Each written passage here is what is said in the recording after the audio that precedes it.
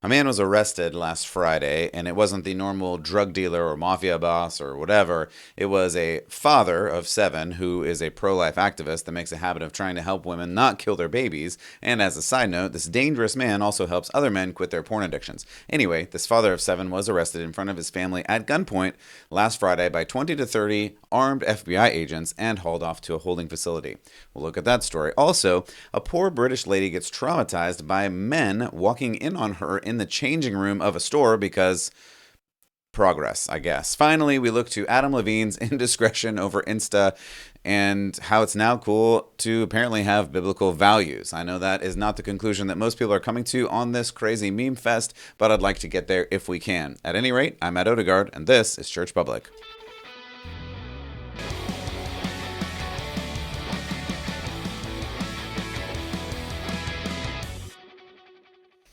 Welcome back to Church Public. My name is Matt Odegaard, and I am your host as always. Thank you so much for being here. Audio listener, I really appreciate you, and I think you'll have a good time today. Though, as always, if you want to go and check out the video, you can go to churchpublic.com/podcast and see the video there, as well as YouTube sometimes.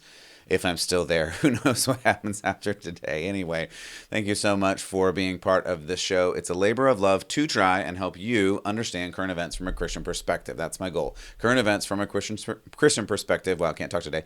And I want to help you do that by following after Jesus and going out into the public square. That is the definition of Church Public that I'm going with here, because this world more and more is trying to tell you that if you have a faith, if you have a relationship with Jesus, that you're not allowed to take that anywhere with you other than maybe church. And I'd like to say, nah, that's not biblical. Loving God with your heart and soul and mind and strength is all of you and all of the things and everywhere you go. All of Christ for all of life. So let's get to a couple of news stories and look at current events from a Christian perspective. All right, so the first one that we have here today is a pro-life father that was arrested, father of 7. The FBI showed up to his door, and the FBI were apparently, according to the report, I'm looking at LifeSite News on this one, and according to the report, 20 to 30 FBI agents came and swarmed his house with his wife and his 7 kids watching. Apparently. I'm going to read part of the story from LifeSite News because I think it's important to kind of take it from the horse's mouth and hear what's going on. A lot of this report is from this man's wife. Mark Hawk is his name.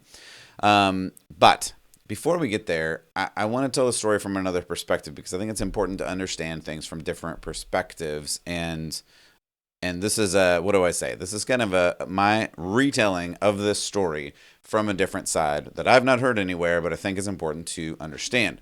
And I'm going to start here. Briefly, when I was in college, I thought about joining the FBI. I know that's going to sound weird to some people, and some people are going to be like, what's wrong with you? I don't know. I mean, I just thought that maybe I could help. I wanted to do what I can. I wanted to be useful. I wanted to help with delivering justice and liberty for all, right? I was an idealistic youth, and I thought that was great, and I wanted to do the best that I could for God and His kingdom. And so I thought I wanted to be bigger, part of something bigger than myself. I thought it would be amazing to be part of that. And God had other plans, and I ended up being part of something bigger by serving the church for a couple of decades. But in that idea, just imagine young women and men like me who want to serve their country. Maybe they lived through 9/11. Maybe they wanted to give back to America and fight crime. So one day last week, these FBI agents are asked to suit up in their full gear, armor, rifles, etc. And a young one asks, hey, what crime lord are we hitting today, right? What big drug-running scumbag are we suiting up with these 25 other agents to take down and make the world a safer place? And the answer that comes back is Mark Hawk, the founder and president of the King's Men. And the young guy says, oh, is that a militant right-wing militia group leader? And the answer is, no, it's a nonprofit for victims of pornography. So, thinking he misheard the team leader, the young agent responds, so he's a human trafficker that sells women into pornography? And the response again is, no, he helps victims of pornography and helps men quit their addictions and become free from sexual sin.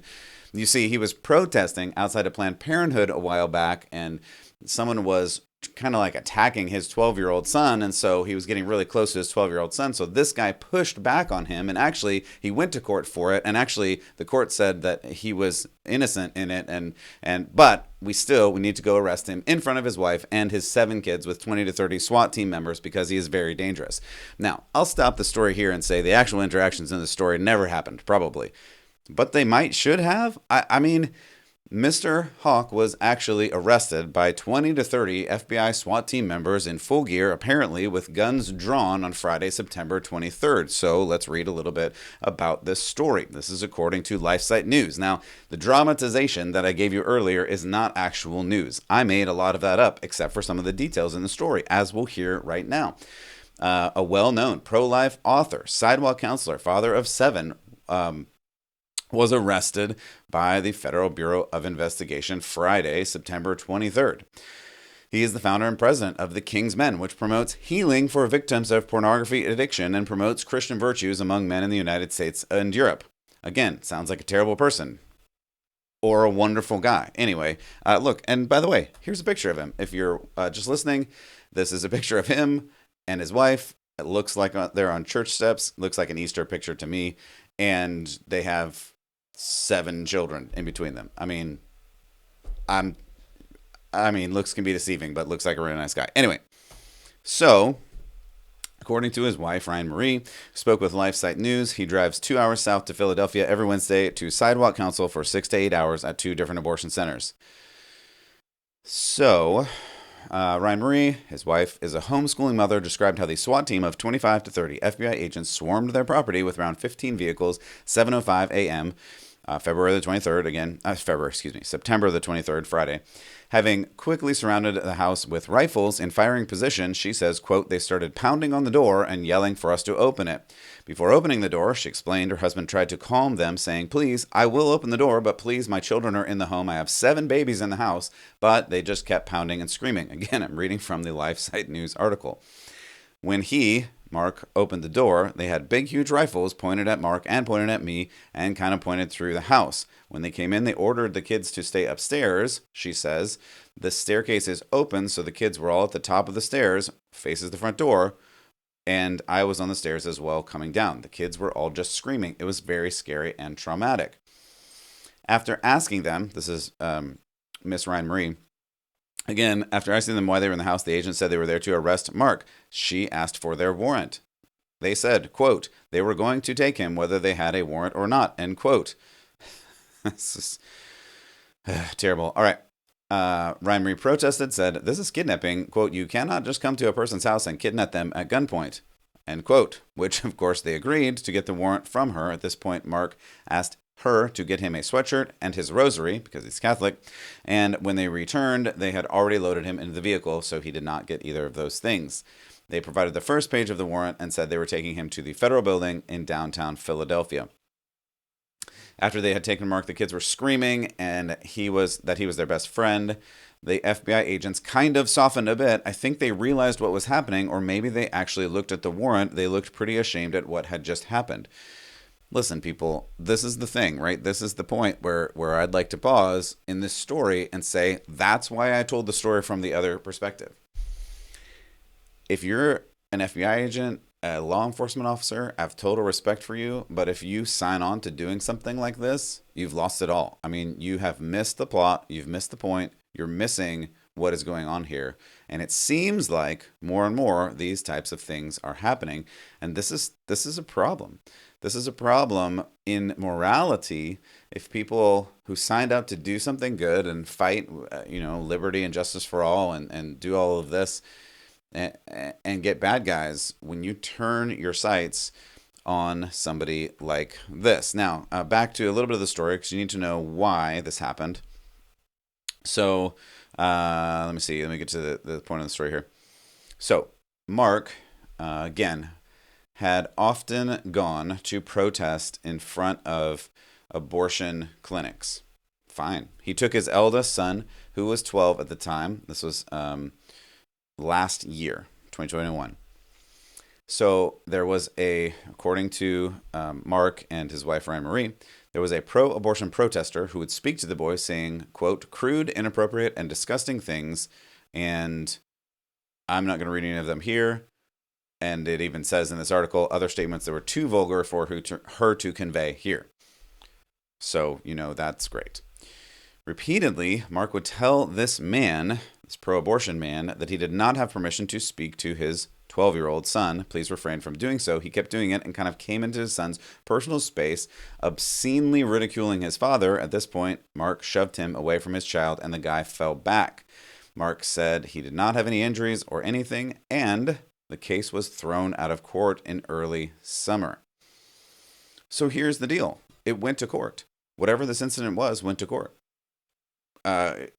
Yet, the FBI came to this man's house, father of 7 children, a father with his children at home, father who was not a drug dealer, he wasn't a crime boss, he wasn't a gun runner, he was a pro-choice activist. In other words, like standing in front of people and saying like, hey, maybe you shouldn't have an abortion. Maybe you should choose life for your baby and find another way rather than killing your baby. And for that, it seems he was targeted.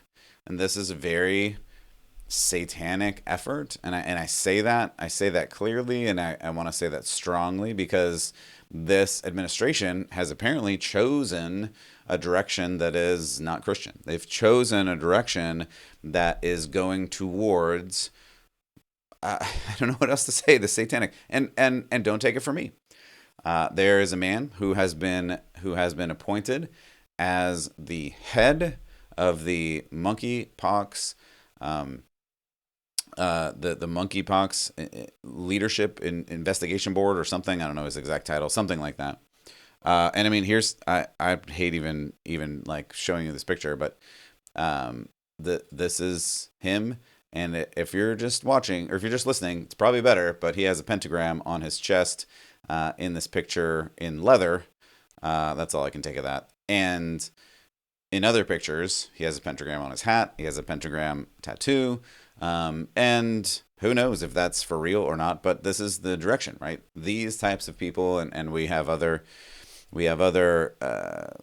people in the Biden administration who are, let's just say, not necessarily wholesome, things like that.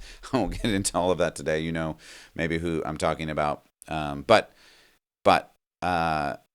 what's the direction? What's the direction we're going to go? And it seems like the Biden administration is going in this direction. They're going in the direction of persecuting parents and especially moms who show up at school board meetings.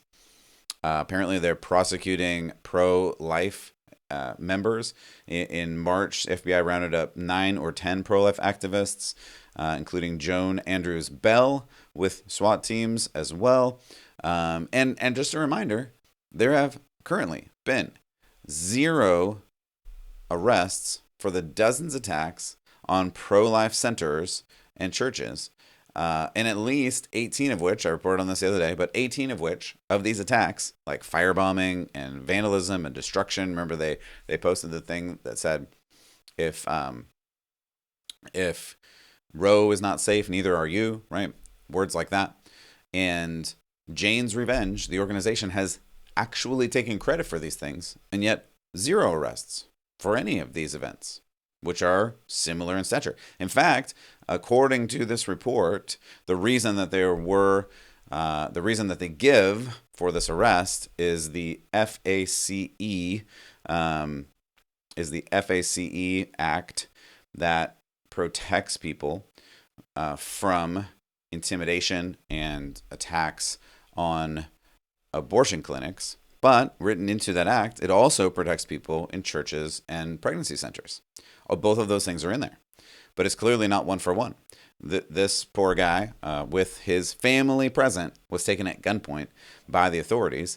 And again, I have looked, as far as I can tell, there have been no arrests and even very few investigations or people of interest selected for these attacks on pro-life centers.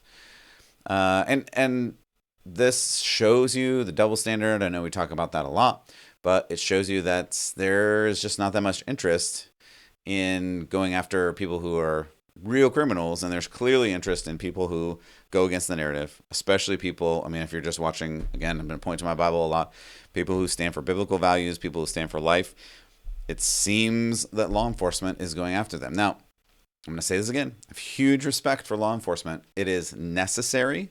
It's a crucial function of the state. I believe that totally. However, to the individual, maybe the individual FBI agent or law enforcement agent, as I mentioned in the story at the beginning, you have to find your own morality. And when I say your own, I don't mean something that you invent, as some of these people are doing. I mean the morality that comes from truth, that comes from reality. I'm going to point always to the Bible, the morality that comes from the Bible, because without the Bible, without God, I don't know where you can find morality. I don't. It doesn't make sense to me. We'll do some stories in another day of where it's going, where some of these choices are going without any foundation, any mooring in morality, because it just leads to whatever you want it to be. You make reality whatever you want it to be, because without the reality of God, the reality that God brings to morality, you just make stuff up. And that's a problem. So to this individual, to the individual law enforcement agent, you have to choose who you're going to serve. Did you really join the force to arrest pro-life fathers at gunpoint in front of their children? And I hope not. If you do, there's something else going on. I hope that, like the story I told at the beginning, you joined whatever force or whatever armed service or whatever agency to really perform justice and to get bad guys. And if you think this guy is a bad guy compared to the people that have burned places down over the past couple of years, who have run over people, who have murdered people, we have a difference of morality there. We have a difference, and we're at this decision point. We're at this fork in the road. And really, this is not just for the law enforcement people. This is for you, for anybody who is watching, listening, or whatever. We're at this decision point. We're at this fork in the road. For some, you may have already crossed it and you may need to turn back. But for most, that place is literally right in front of you, and you're going to have to choose. Who are you going to serve? Are you going to serve God, or are you going to serve man? Are you going to serve God, or are you going to serve the state? Are you going to serve God, or are you going to serve yourself? Clearly, this administration has picked a side. So the question is, whose side are you going to be on? All right, let's move from this story to Britain. And I know I talk about Britain quite a bit, but the reason is what I see there is a little bit further in some of these cultural issues, and it's kind of a cautionary tale, is how I see it in a lot of ways. And in some senses, we're even either neck and neck, or we've gone beyond. But this one is a sad and interesting story. So apparently in Britain, there are now unisex changing rooms in clothing stores, right? You go into the clothing store, you all know this, you all have probably done this. You go in the clothing store and you go into the changing room and you try on your clothes. Fine. But now apparently there are unisex changing rooms in clothing stores. And the labeling is unclear. I'm not sure what's going on here exactly. But there's a poor woman who was walked in on more than once while trying on clothes. Let's take a look at this. In Cambridge. And I feel really stupid being emotional about this, but I was trying on some clothes, and it was a unisex changing room, which I'm really for, and I love that because, it makes everyone feel included. But twice, two men opened the curtain, walked in on me. Luckily, both times I was wearing fully clothed, but I could easily not have been. And it was two different people, clearly from the same group, and there was probably 100 changing rooms available. So it's not like, it was like, oh, is someone in here or not? It was, clearly. I just want to say to people, please be careful. And if you go in the changing room, try not go on your own. I will never be doing that again. I would rather take it home, try it on, and then take it back and get refunded. So listen to what's going on here. This poor girl is crying because she's so upset, because she's just trying to try on some clothes, see if she likes the clothes, whatever. Fine. And men go into the changing room while she's in there, rip the curtain open and just walk in, because it's unisex, because anybody can go in and there's no separation in between men and women are the same. And she's traumatized by it, and even says, I'm never going to try on clothes in the store again. I'd rather just buy them and then see if I like them and return them later. And even I'll just make this point and move on from it, but She even says, I'm for these changing rooms because they include all sorts of people. And I don't even think it's landed on her in this moment that the whole reason for that, and it creates this situation because, surprise, men and women are different, and tolerance or ignorance of those differences actually have consequences. And this poor crying young lady says she's never going to go and try on clothes in the store again. So when reality and progressive theory crash together, in other words, reality of a man is a man and a woman is a woman and they're different, and progressive theory that says a man can become a woman or a woman can become a man or there is no difference in between the two, when those two things come crashing together, which inevitably they're going to do, like the story, instead of changing the theory to match actual reality, now we have to change reality and just say, well, they are the same, or men can be women, or what is a woman, and nobody really knows. So instead, we just have unisex changing rooms and unisex bathrooms and unisex locker rooms, and anybody can go in them. Except this poor girl who even says, I'm for this because it's progressive, and I'm for this because nobody feels left out and everybody feels included. But I also won't go into this situation ever again because it made me feel unsafe.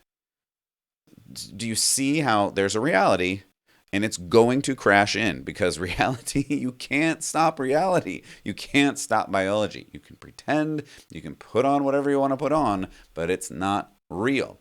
So when this progressive theory crash together, the progressives say, well, reality must be wrong, so we're just going to double down onto this theory, this idea that we have that says men and women are exactly the same and men can be women. And this poor girl, like this one, is going to be forever traumatized because reality is real and men are men and men are not women. And apparently, though, as a society, we can't admit the reality is actually real. So we have to push through these crazy laws, these practices stating that men can use any restroom or locker room or changing room along with the young girls. And now we see actual consequences to actual people. And to go one step further, no surprise here, but the men who want to dress like women are often not quite emotionally stable, and they go into the women's restrooms and locker rooms and dressing rooms and make poor young women like this one feel unsafe because they probably are. But sure, let's just keep changing reality to pretend men can be women and set up our whole society on this lie because what's the worst that can happen, right? This is it. It's unbelievable.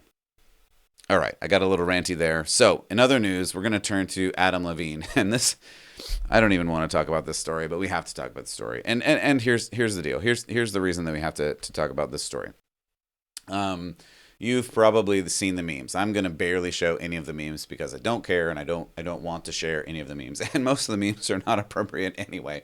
The bottom line of the story is that Adam Levine got caught cheating with this girl on the instas. I mean, he's been caught cheating a bunch of times. And in fact, there was a point, I think before he got married, where he said he's never going to be monogamous because he just loves women too much. So he just needs to love women all the much, which is a terrible, terrible thing to do. When they talk about toxic masculinity, I don't necessarily believe in it. However, if it was true, that would be it.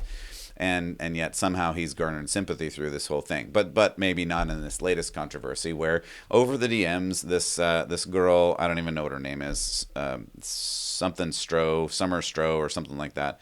I don't care. I do. There is something that I do care about. So don't get me wrong. There is something that I care about in the story, and that is Sumner Stroh. Anyway, whatever. She's there's so many layers to this. It's just absolutely ridiculous. And everybody's trying to play the victim like they weren't involved in this whole affair thing, and they were. And it's just people acting terribly, which they'll do. But there is a point to what I want to talk about here that I think is very interesting. Here's the thing. So he got in trouble because I don't know if there was a real affair. It's unclear. It's likely, but whatever. I don't know. There definitely was like weird direct message stuff. Again, I don't really care. People are gonna cheat and they're gonna do what they do, and especially without God, like they're gonna do what they do. I don't think it's a good way to live. I don't think it is honoring to the person that you're in a relationship with, especially if he is married and he has a child, and apparently he had a child on the way. I mean, do I have this? Like this is a thing. This was one of the DMs, and he asked her. Apparently, this is according to the record. He asked this girl he was having an affair with while his wife was pregnant with a baby. He asked the girl he was having an affair with, "Hey, can I name my baby after you, the girl he's having an affair with?" Good Lord, the depravity knows no bounds. But he got caught. Okay, he got caught. And you know, you're gonna get caught on this. The internet is forever, and you're gonna get caught. But here's where I want to land, because this is the interesting thing. And again, it's probably just because he got caught. But what he said was that he was really sorry, and they always say they're sorry. I know. But he says this, and this is where I want to land when we look at current events from a Christian perspective, because there's actually a really good Christian perspective. If you've made it this far, thank you. There's a really good Christian perspective in this silly affair. Here it is. He says, this is his response to being caught in this affair. He says, "I used poor judgment in speaking with anyone other than my wife in caps, any kind of flirtatious manner," he said. He continued, "I did not have an affair. Nevertheless, I crossed the line during a regrettable period of my life." Maybe true. Anyway, whatever. Here he goes on. "In certain instances, it became inappropriate. I've addressed that. I've taken proactive steps to remedy this with my family." Hear this. "My wife and my family is all I care about in this world." He goes on. "To be this naive and stupid enough to risk the only thing that truly matters to me was the greatest mistake I could ever make. I will never make it again. I take full responsibility. We will get through it, and we will get through it together." Now, here is the interesting thing about this. And you probably already know where I'm going here. If you've been in the Christian circle, if you've read a Bible ever, you know this is the Christian perspective. The Christian perspective is one man, one woman, have a family, stay with your family, don't have an affair, like pour into your family. And it is interesting to me. And you look at character arc, and I know he's not a story or a fictional person, but his character arc is kind of like wacky, right? And you look at what happens is he starts in this, I'm never going to be monogamous because I just love women too much, which is a total womanizer thing to say and fully despicable. Then he does end up getting married, which is a good step. I don't know if Christ is the center of that. Likely not. Then he makes a crazy mistake with an affair, but then he realizes, hey, the family is the most important thing that I have. And here's the interesting point. I did inappropriate actions and have taken steps to remedy this so that it won't happen again. Now, I'm old enough to remember a certain vice presidential candidate and presidential candidate, I think at one point, I don't know, at least vice president, who was ridiculed to no end by saying, hey, I don't ride in cars alone with women. I don't go to dinner alone with women. Billy Graham, to flash back a few years, had a Billy Graham rule, so named, where he didn't, ride with women, go alone with women, travel with women. And why? Why? Because then there would be no hint that he did anything indiscreet with these women. In other words, they're both married, and they set up these boundaries so that no one could even say, hey, you were having dinner with that woman, you're having an affair with her. And you can say, no, I didn't, because my buddy was sitting next to me, and whatever, right? You don't even get into those situations, so you can't even be accused of those things. And you hear this apparently serial womanizer say, I'm going to set up these safeguards around me so that I won't do these things again. Now, is he really going to do it? I don't know. But it's so fascinating that when the world falls down and you make all of these mistakes, you get to that point, even in the secular culture, where consent is the only virtue, right? All you have to do is say the other person said it was okay, so I can do whatever I want, and have as many partners as I want. I can have as many people that I'm married to as I want. I can create babies from a lab and all of these crazy things. But at the same time, you get to this point where, hey, family is really, really important. In fact, it's the most important thing. In fact, I'm going to set up safeguards around me. And it's almost like there's a biblical value that God tells you from the beginning, even back all the way to Genesis. I mean, we can look at Matthew 19 too, where Jesus says, don't divorce and one man for one woman, and reinforces Genesis. But even if you go all the way back to the beginning of Genesis, God says there's male, there's female, be fruitful and multiply, be monogamous. God sets up monogamy in that way. And it's good. That is where it's good. That is where our relationship is good. We are male and female, and we get married, and we have a family, and it's good. And even in the secular world, even when they hate God and they try to run away from him and they try to be as crazy, non-monogamous, and serially adulterous as possible, at some point, it seems like they still get to this place where, there's more to life than this crazy living whatever reality I want to live, than this crazy doing whatever I want to do because other people get hurt, I get hurt, my children get hurt. Maybe we should find a better way. And could there be a better way? Might there be a better way? Might someone somewhere have written about a better way? Maybe for 2,000 years in the Christian church and thousands of years in the Judeo-Christian church, maybe there's a better way to live this life and to have relationships and to make decisions. That's my bottom line. I hope it's yours as well. And there is a point, as I mentioned from the beginning, that we're coming to where you can either choose to follow the culture, you can choose to follow the state, you can choose to follow yourself and whatever you want to do, you be you, or you can choose to follow God. There is no middle way. There's no splitting hairs. Either you're going towards God or you're going away from God. It's clear that this administration, many celebrities, many academics, much of the culture is going away from God, and intentionally so. So you're going to have to fight more and more to choose the path that is against the flow, that is against culture, but with God. And I think you're going to find much more reward in that than you would otherwise. I hope that you follow after God with your heart and soul and mind and strength. As always, I hope that you keep the faith. And for Church Public, I'm Matt Odegaard. We'll see you next time.